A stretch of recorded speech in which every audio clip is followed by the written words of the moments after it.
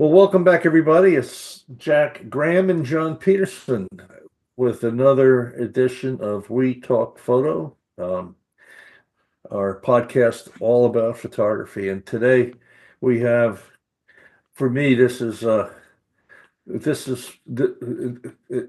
interviewing our guest Bruce Percy today is like, for me, it's like talking to Beethoven or Mahler or one of the great composers.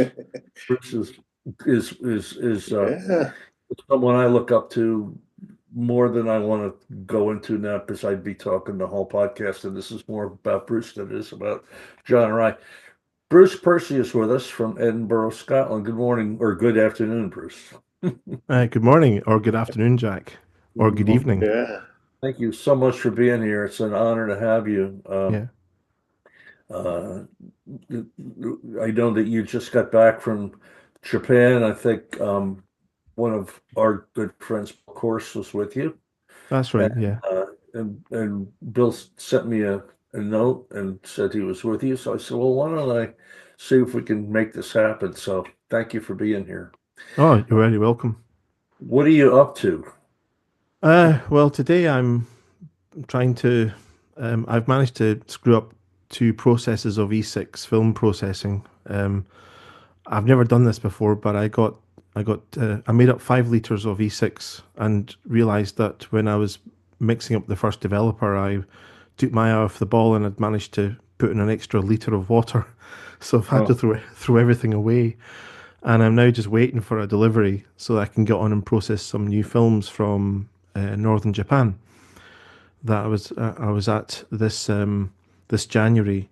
I was there again last year, a place called Amori, and mhm. it's a very top part of Japan. They've got a really very high degree of snow level there every year, and it's just a little bit of a change from the. I've been going to Hokkaido now for almost a decade, Yeah, really. I So was there a few years ago. We couldn't get that far north because it got snowed in. We couldn't oh get yeah. up there.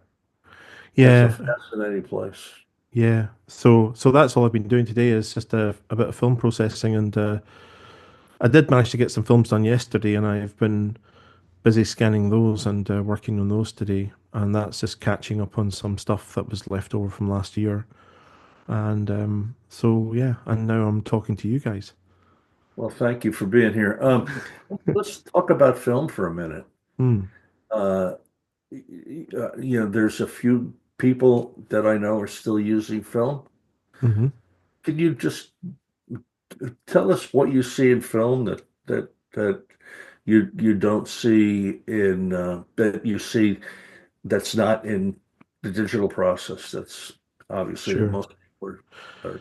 Yeah, I probably need to give you a bit of background in this. I'm 57 now, so like to keep thinking I'm a lot younger than I really am. But um, when I started off, when I first got into the photography thing, when the big way got the big bug for it, we just had film at the time, and I got the big bug for photography around about the year 2000. And I think the first reasonable digital cameras that came out that you could almost start thinking about ditching film kind of happened maybe about 2004, 2005, maybe about that Yeah, period, a yeah. little bit later. And by that time, I was well on the way with my film process. And for me personally, it got to the biggest temptation was around about 2007. There was an inordinate amount of pressure to change. And the thing that I tend to get asked all the time was, have you gone digital yet?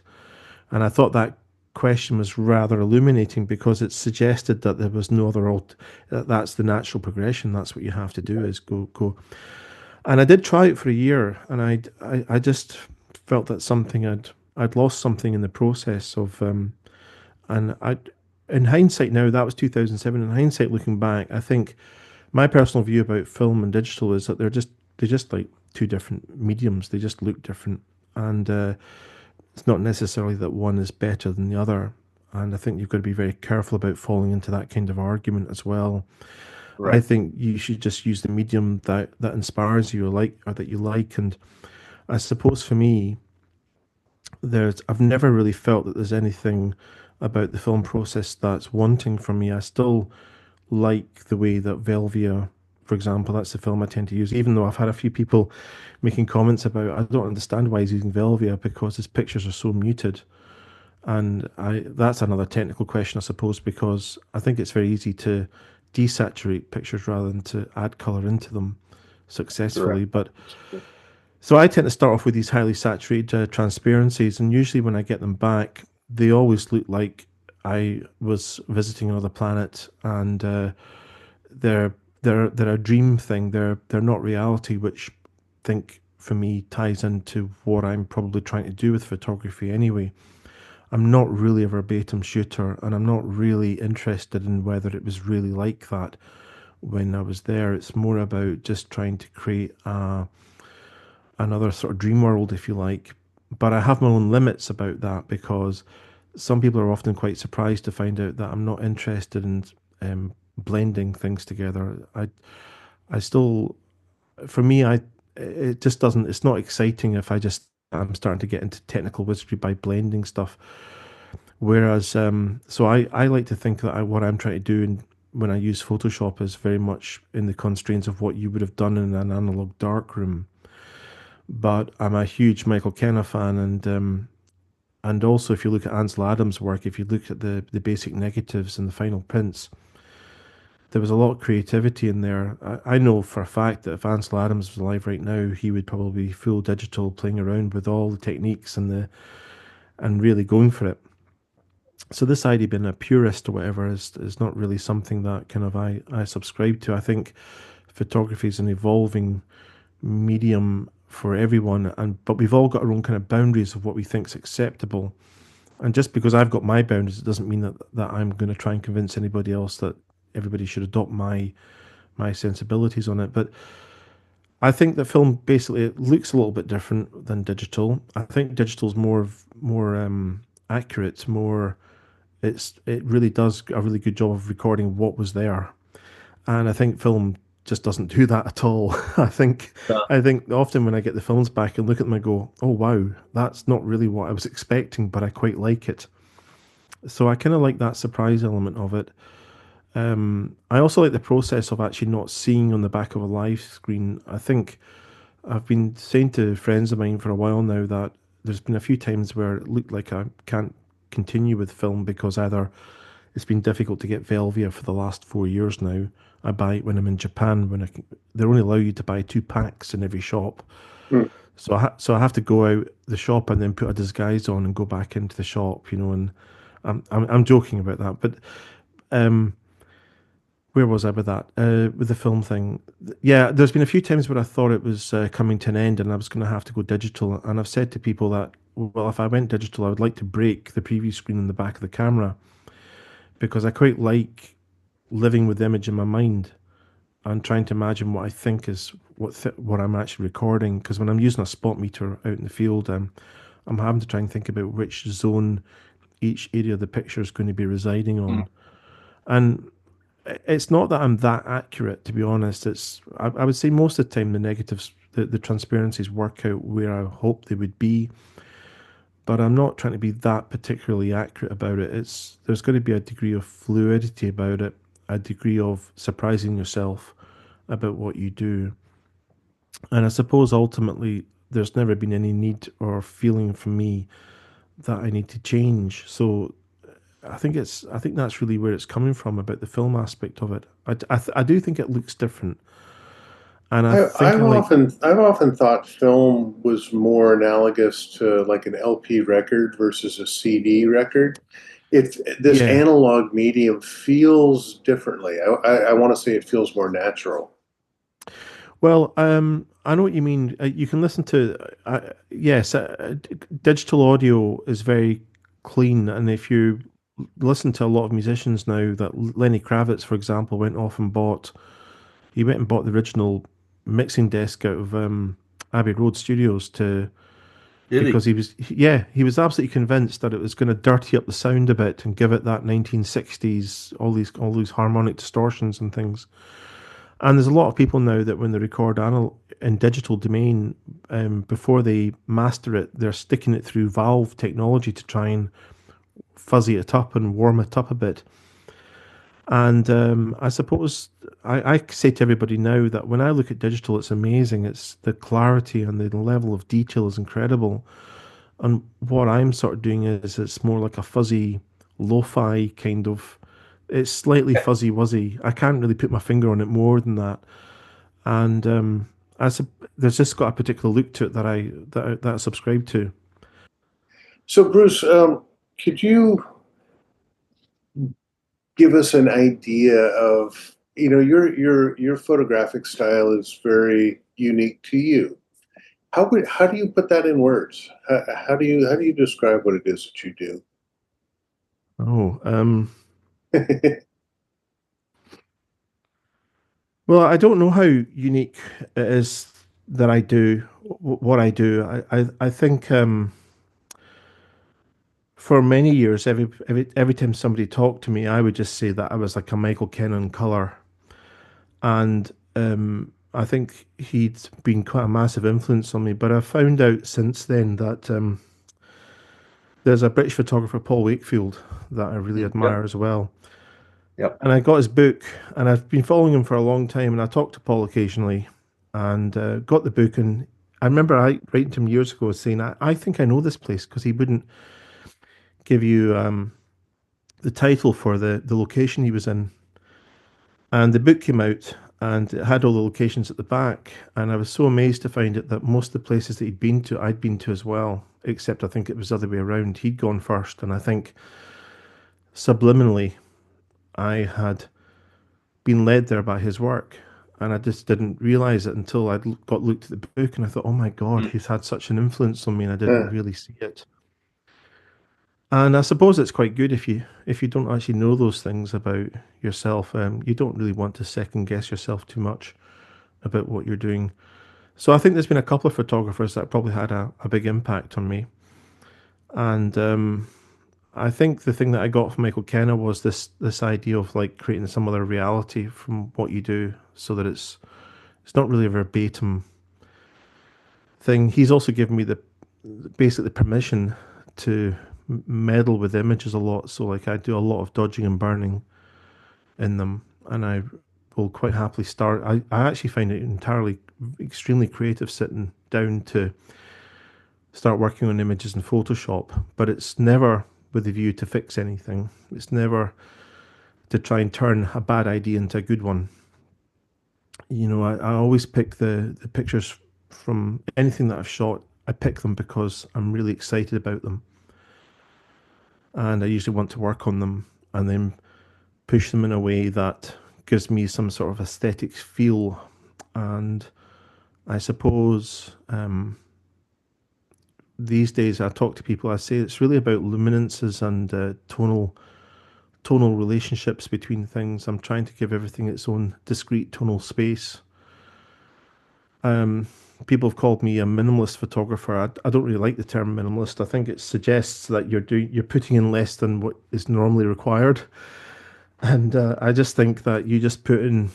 It's like that film, the Amadeus film, where he said I just used. He gets criticized for using too many notes, and he said I just used the amount of notes I needed.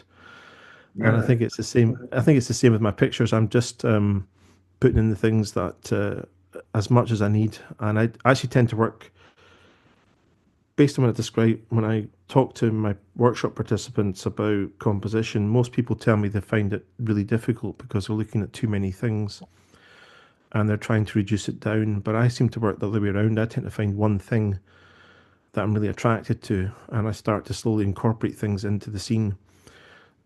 So I can't really sort of describe it more than that. But I guess I'm looking for some kind of emotion, um, some sort of aesthetic uh, feel. And I'm really big on portfolios. I'm not really interested in individual images anymore. They've got to sort of gel together as a set, and I spend a lot of time on that when I'm actually editing images now. I don't tend to edit them on a one by What one basis. I tend to. I wanted to kind of touch on that with you a little bit, Bruce. What, Mhm, because I know you're very strong in portfolios. mm. For our audience, what do you think? What kind of benefits could that give people? This concept of working in portfolios. I mean, what do you see the benefits are? Well, the first one is that you get to find out who you are.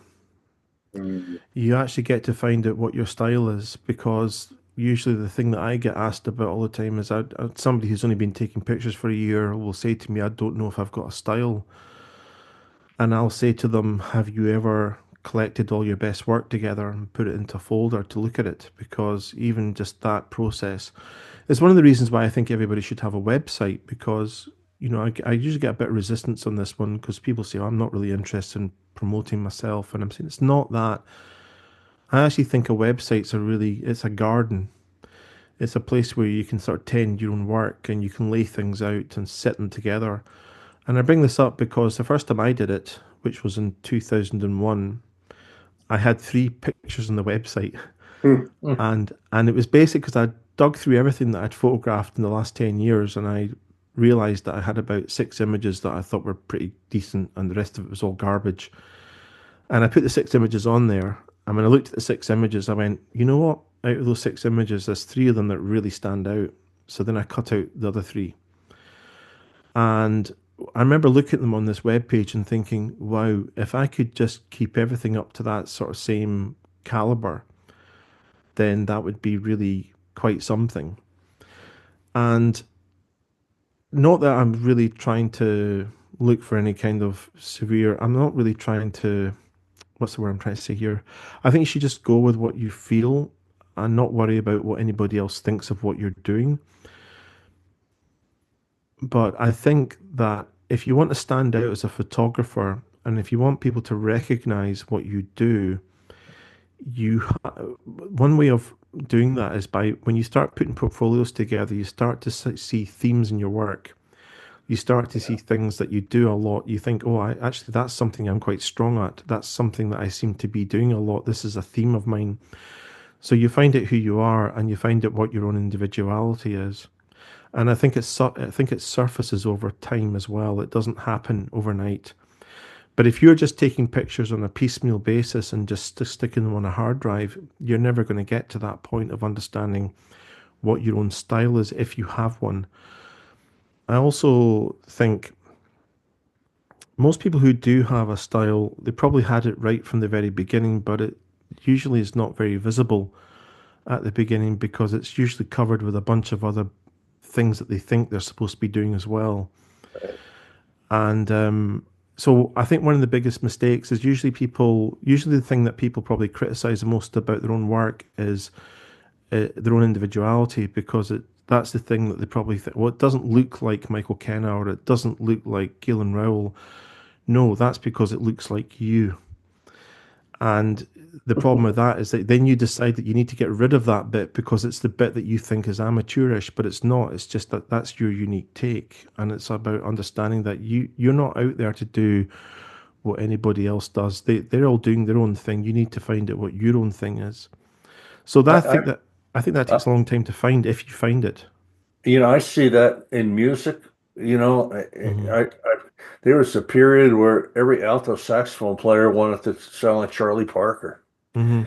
And if I want to hear Charlie Parker, I'll go listen to Charlie Parker, and But at some point, like if you're learning to try and play like Charlie Parker, you might get to a point where you don't sound like Charlie Parker, but Charlie Parker got you to where you now sound like you.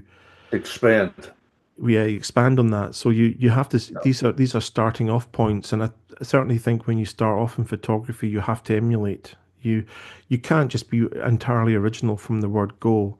No, I think that everybody's got to, there's certain like rites of passage. I think there's no harm in going and if you really admire somebody's photography, is going to that location and seeing how they did it and things. The only issue I have with that is when you say to everybody else that it's your photograph. I wouldn't necessarily agree with that, but I think that these are really great learning experiences to find out there are certain reasons why certain things work.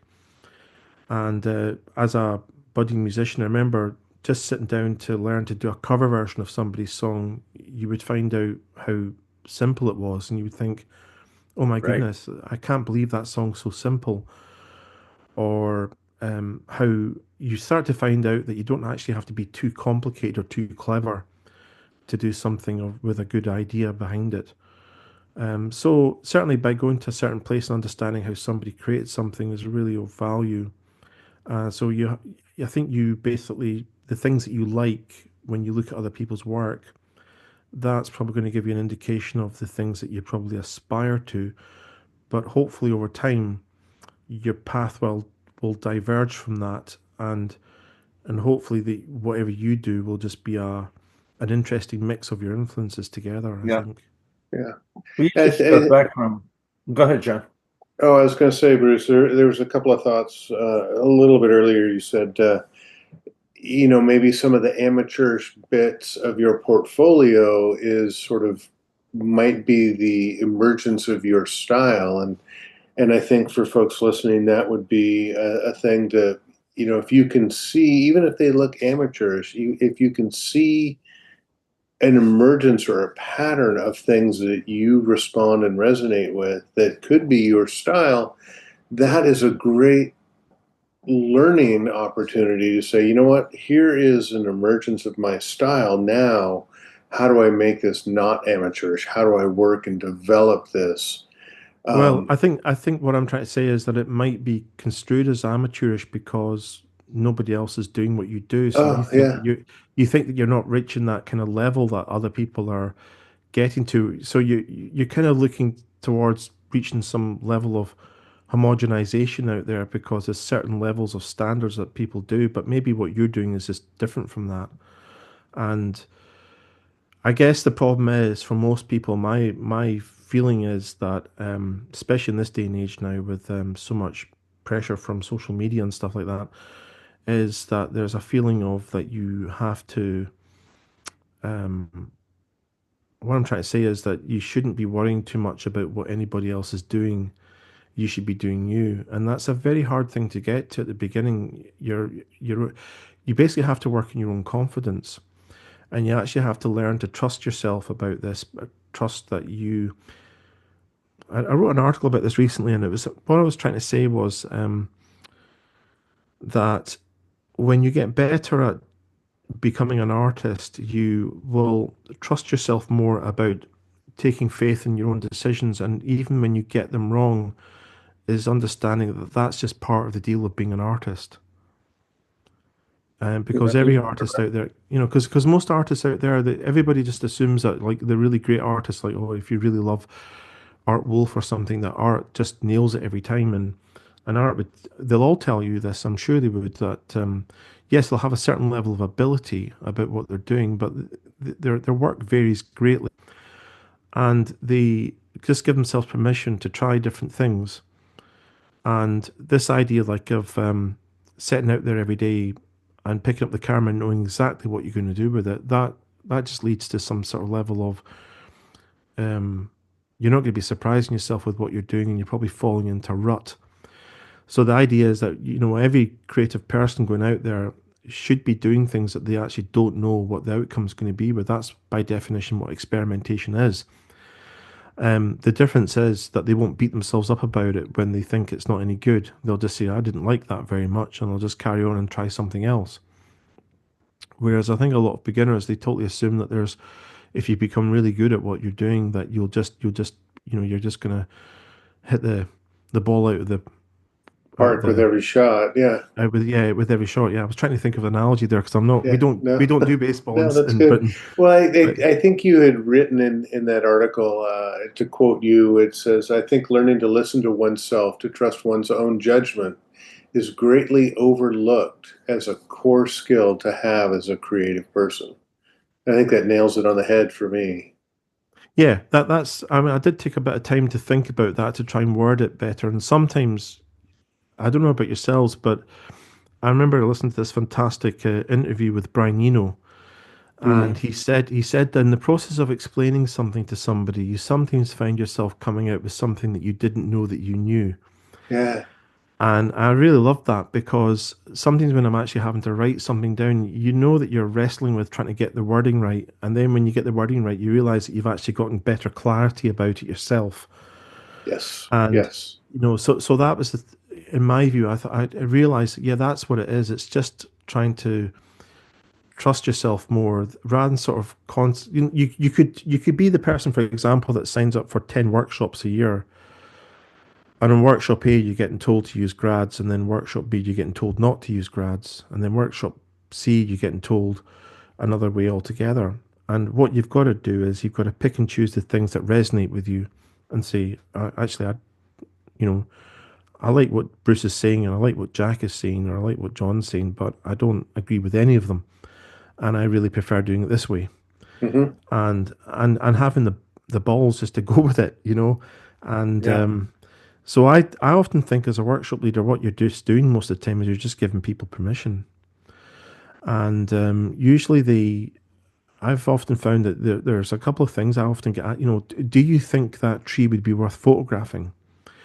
And I'm finding it very hard to sort of interpret, as a workshop leader, you feel like you're a bit of a psychologist. You're trying to interpret what somebody's really meaning, because sometimes they won't tell you directly, like, I really like that tree. Can we go and photograph it? Now, is that just a roundabout way of they're worried that they're getting into your schedule and they're just trying to be polite by saying, would it be okay to photograph that tree? Do we have time to stop? Or what they're really saying to you is, I'm kind of got this instinct that's telling me that that tree's worth photographing, but I need you to confirm to me that my instinct is right. Right. And I think that it's like, and I often say to people, you've kind of answered your own question. Do you think that tree's worth photographing? You've answered your own question. Clearly, are. There's something that's telling you that you want to go and photograph that, and you just need Mm. to trust it and go with it. And I think this is the biggest thing that I've found lately is that really, when it comes down to it, it's more about just starting to learn to trust yourself more and listen to yourself more about where your inner intuition, if you like, about what you want to That's the do. part, the key word for me, Bruce, is listen to yourself. In this busy, busy rat race world we live in, to slow down and listen to what your intuition is telling you, that is a skill that is, I think, getting harder and harder for people to develop. Well, I think that, like, I've often thought it really interesting that, in my view, the creative arts should be a place where you leave judgment alone, self judgment, and particularly the idea about success and failure, because everything else in life is all about success and failure, whether you're good at your job and Right. status and money or whatever.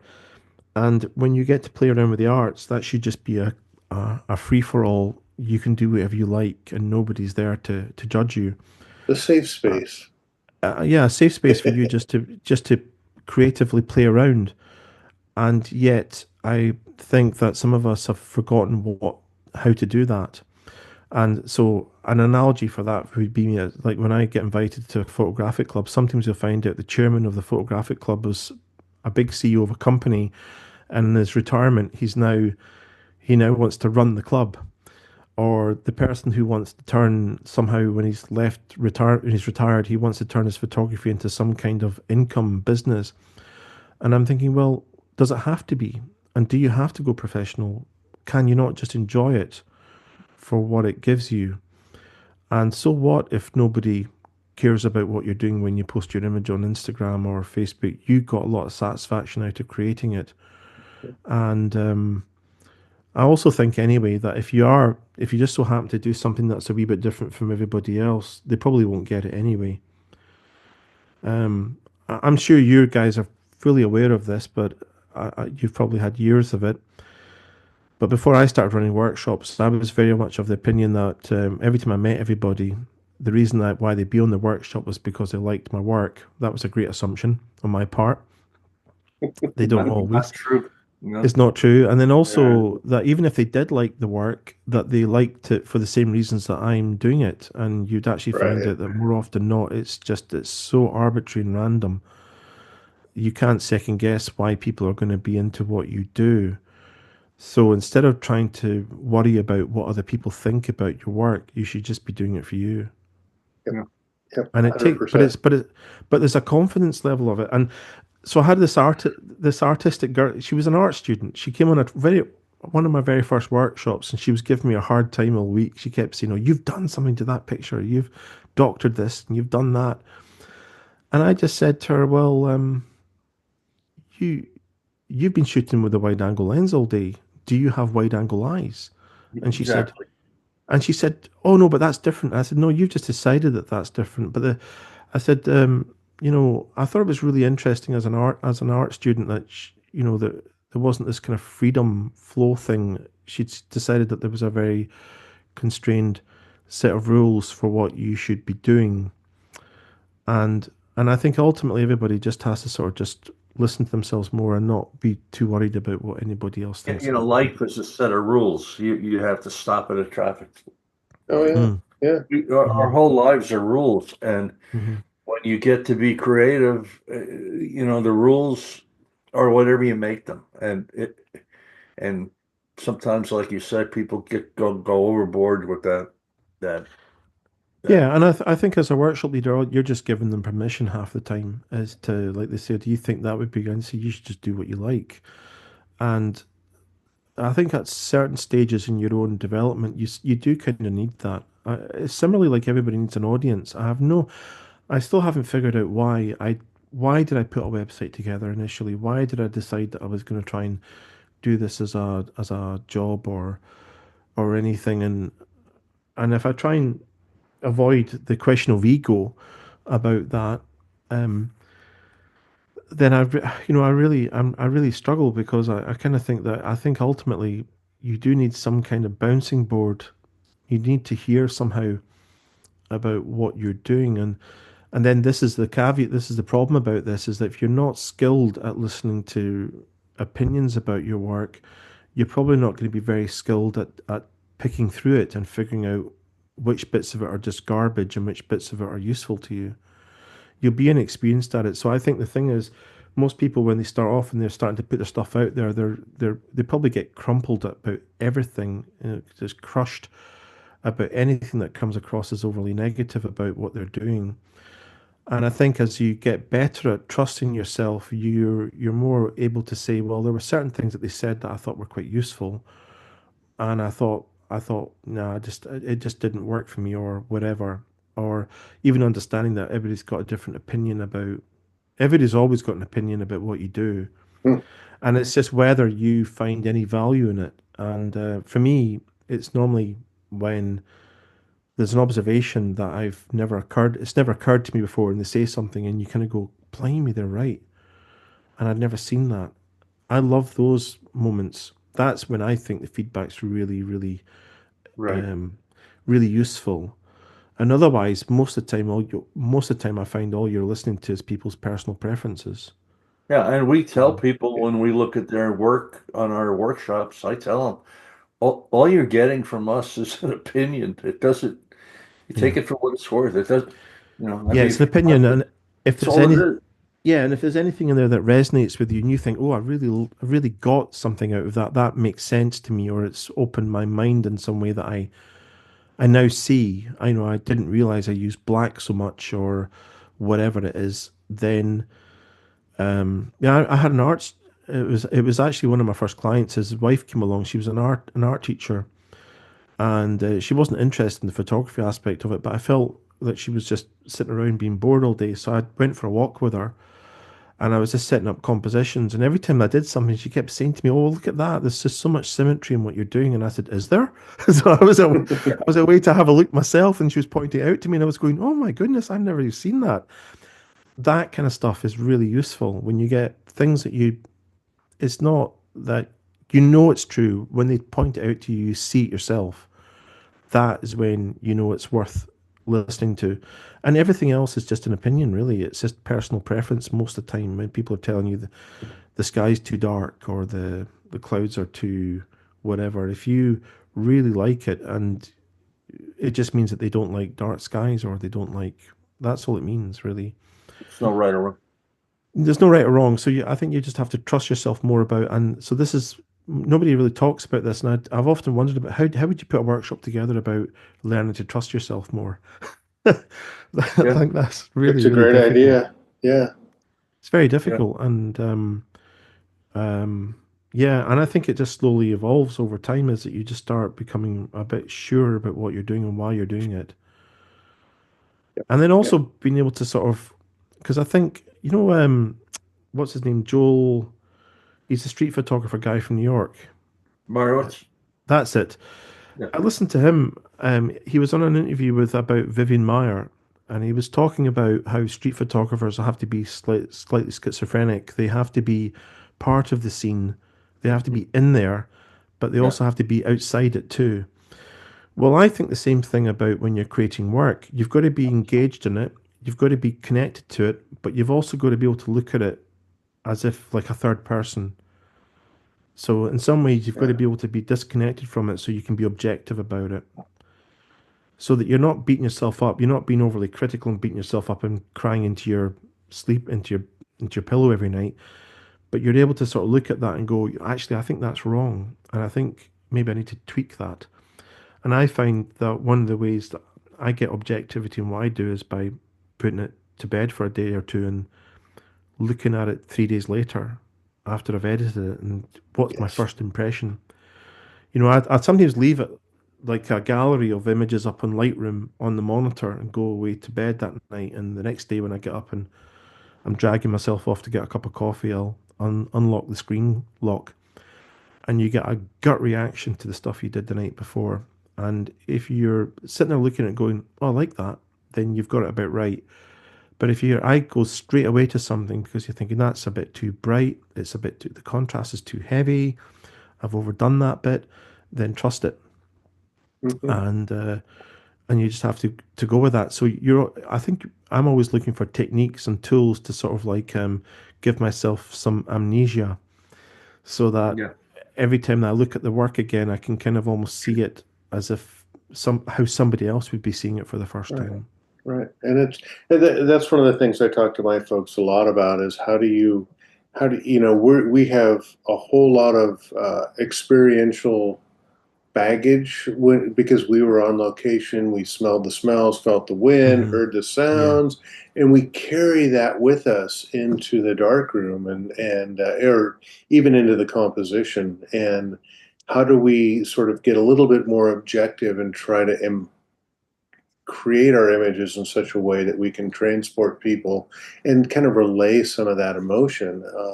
And part of Yeah. that takes So objectivity. yeah. So it's good. Does it translate? And so you come home Yeah. with those strong memories, but the pictures when anybody else sees it, they don't see that at all. They Right. just see a picture in some way. And well, that's one way of doing it, I suppose, is to try and think about how can you translate this so that other people are going to get what you're trying to do. Um, I just think that ultimately people are going to hopefully just make up their own mind about what they think it is. A bit like I've never liked music videos because they're always felt to me that they're trying to push a particular image into your mind of what the song's about. And if you think about all those songs where people have misheard the lyrics and they've got a completely different view of what the song's about, Lucille by Kenny Rogers. I remember reading this quote about somebody thought the lyrics said, you picked a fine time to leave me, Lucille, with four hungry children and a crock in the field, right?" And that just gives you a whole different, in your mind. That's it's now Yeah. got sinister overtones. Yeah. Um, so I think that you can't really control what anybody's going to get out of your work, but um, maybe in terms of mood and emotion, you can kind of convey something that, like if it's soft and ethereal, you can convey that so people can pick up on the fact that it's soft and ethereal or atmospheric or something like that. Or if it's supposed to be like a stark, bright sunny day that you can convey that.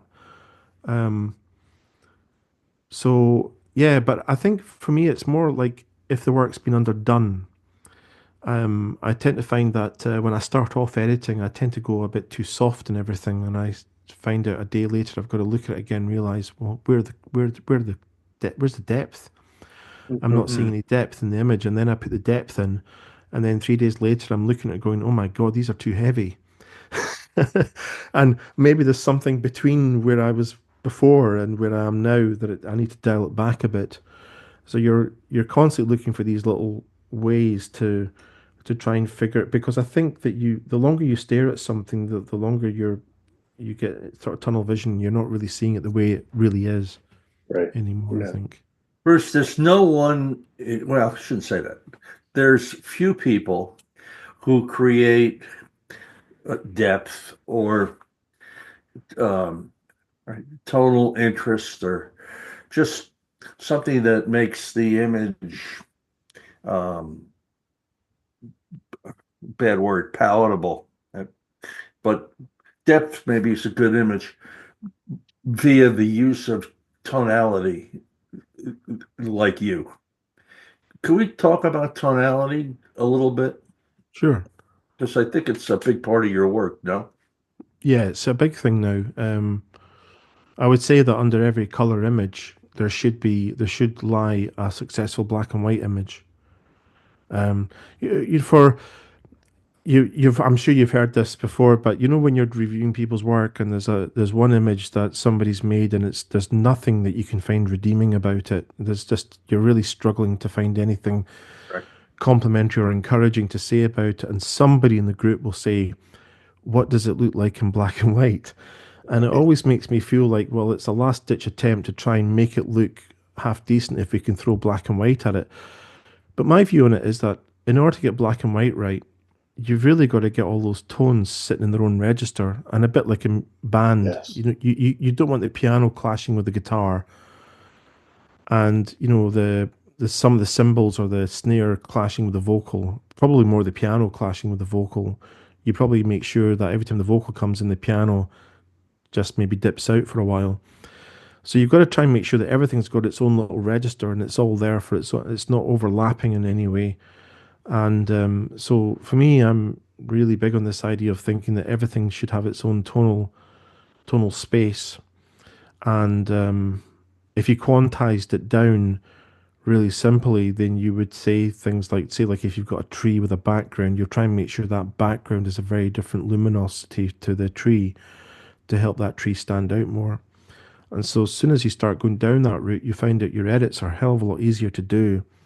You're not having to do really overly fine selections on things to try and force the point, because you've just sorted it out while you were there.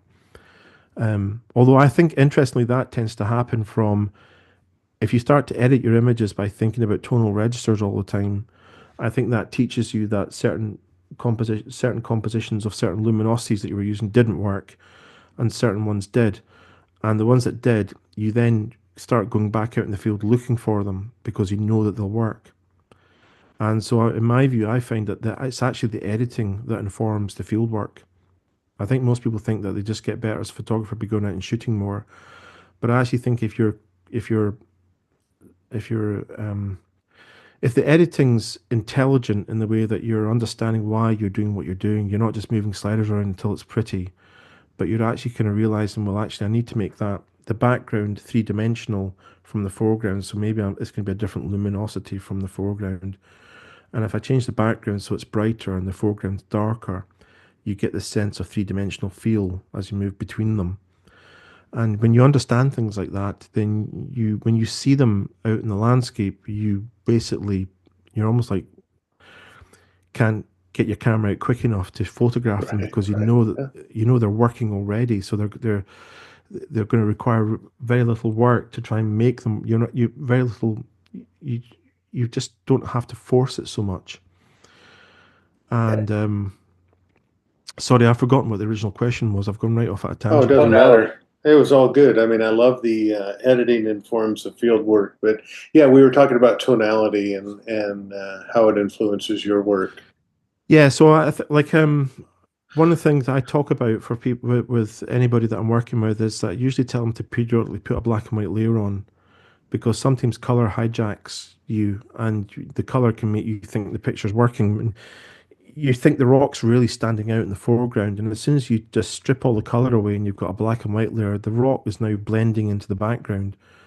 So then you realize, well, I need to tonally separate that rock out a bit more. So you'll push it the edit. And if you have tonal separation there already, you can exaggerate it more. So you'll push it further. And then, interestingly, when you put the color back in, you find out, yeah, it's still working. And you think, but now I've got an image where everything feels like there's much more kind of a discrete separation between all the individual registers and tones.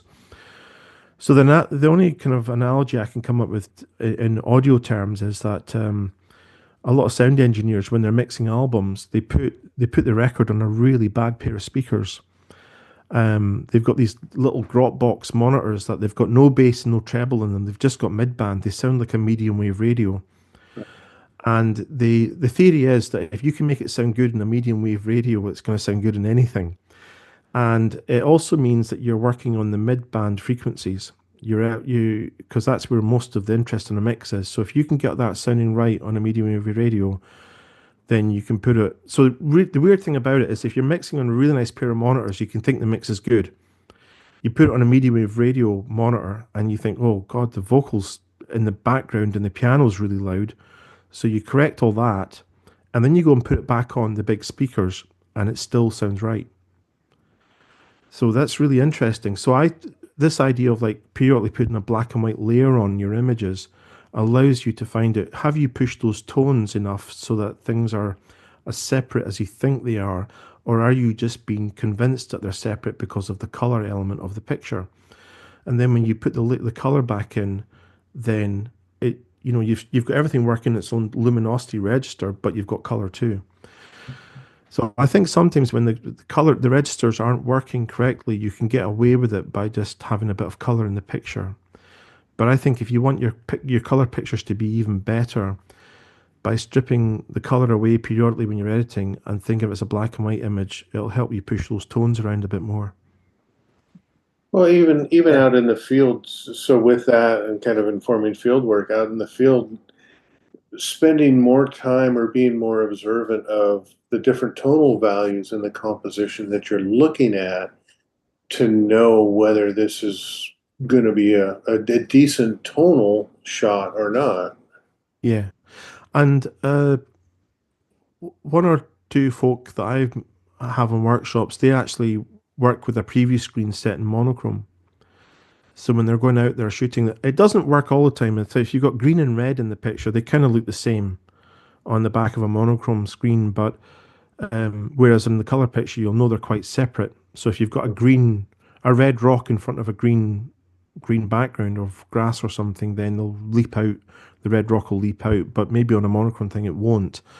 But more often not, it helps people figure out whether have they got enough tonal separation there between their background and their foreground object or that kind of thing. So that's one tool to use when you're out in the field is by just flipping on the monochrome setting. The other thing that I wish every camera manufacturer would allow you to do is flip the image upside down. Because Right. if you listen to like Joe Cornish is probably, yeah, I would say he's probably the most well-known landscape photographer in Britain. Joe's a 4x5 shooter, and he's often said that when he's working on his images, they become shapes and patterns because they're abstracted, they're upside down and inverted. And so he's no longer thinking about sea and sky and rivers and trees. He's just thinking about shapes and tones and how they lay out in the frame.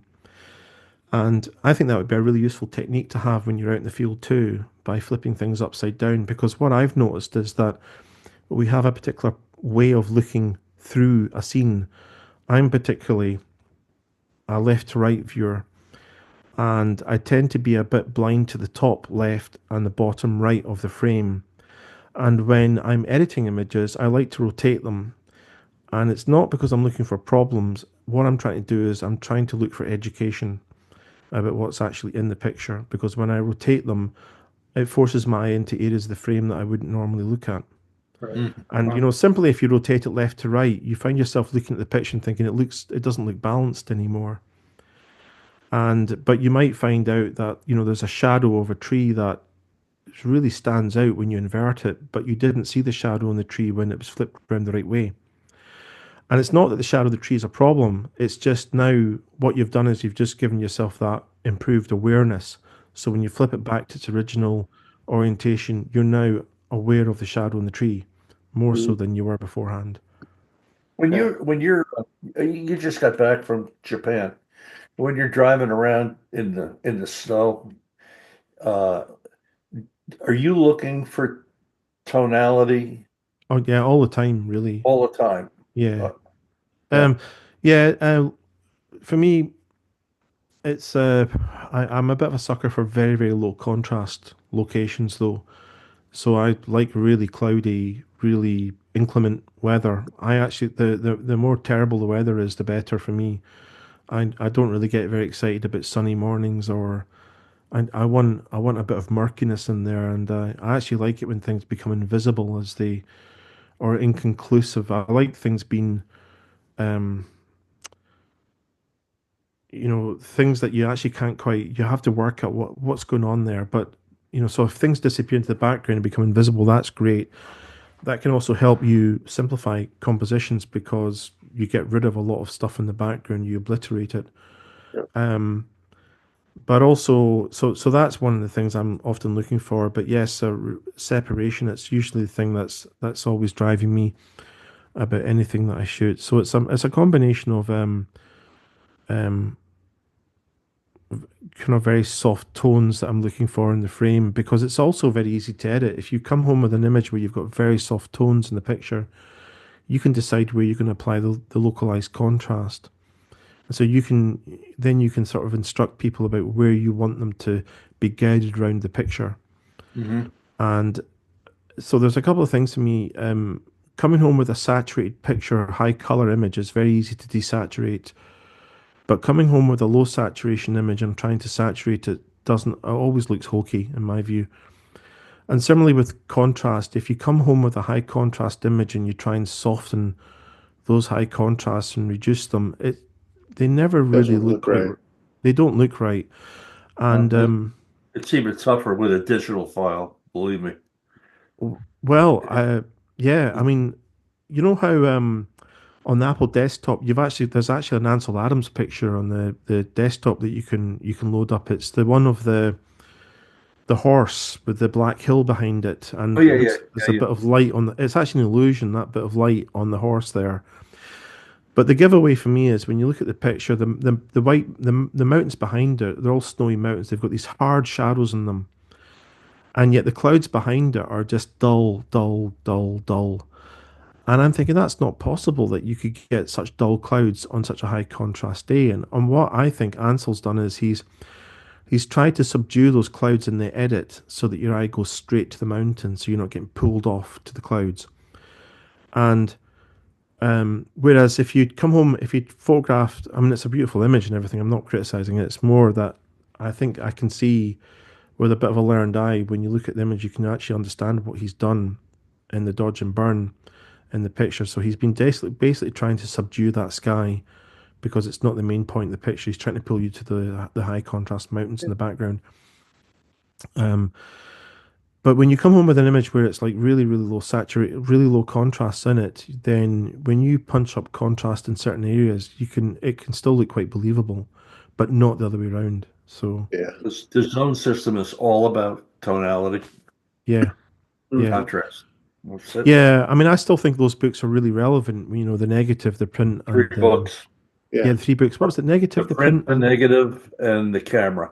the camera. That's right. Yeah. Yeah, Yeah, yeah. because I think there's one where he talks about how if you're out on a very high contrast day, he makes a note that when he was going to come home to basically develop the negative, he's going to make it lower contrast.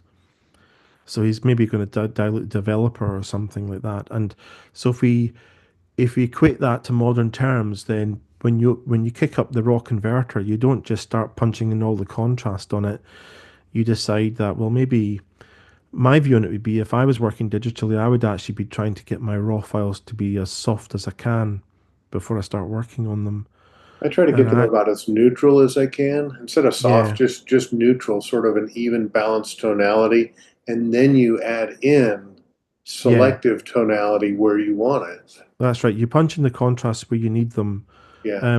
I tend to go really opposite way though, really extreme. That the scans I do are literally I think this comes from Paul Wakefield actually, because when I told you that I was influenced by him quite a lot, I know somebody who works with Paul, and he told me, he said, it was really interesting working with Paul because everywhere he goes, he's like a light vampire. He's just trying to avoid light all the time. And I looked around and, oh my God, that's what I'm trying to do when I'm out. I'm trying to get it as Funny. flat as possible. Because if you can get it as flat as possible, you get these very soft gradations going through everything. And then sometimes you can have a picture that just looks so flat, but if you just get like one rock and make that rock super dark or something, you get this perception of the image having punch now. It's got depth, but you've still got these smooth tones. Because when you tend to crank up contrast globally, everything starts to get a bit hard looking, I think, Hmm. and Harsh. busy. Harsh and busy. Yeah. Yeah.